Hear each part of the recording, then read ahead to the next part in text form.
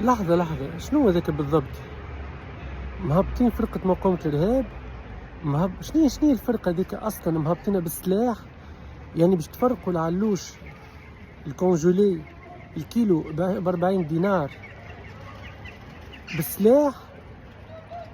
وشنو هي الفاز هذيك بالضبط؟ اش قاعد يعمل هذاك بحث المرأة كي تتكلم؟ علاش كل واحد يتكلم بجنبه بوليس؟ ولا وكل واحد يحكي لازمته يشكر الامن اللي واقف على العملية؟ مكونش فاهمين الحكاية. موزايك عملت تقرير يحكي على الكيلو علوش كيفاش ولا ب40 دينار. هو مش كيفاش ولا ب40 دينار، هي قيس سعيد جاب علوش كونجولي قاعدين يبيعوا فيه ب40 دينار. كونجولي للي يعرف واللي ما يعرفش بيان سور انه ما يصبرش، معناها كي تشريه لازمك طيبه ديريكت، خاطر كان تعاود تكنجلو تعرف شنو العاقبه. فموزايك في نطاق الاحتفال نتاعها بالحدث هذايا عامله تقرير.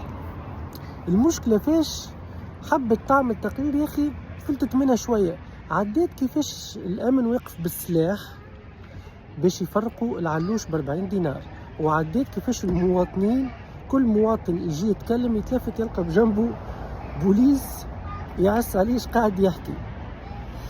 حاسيلو حاجه، لا احسن كلمه قيسوني معذبه.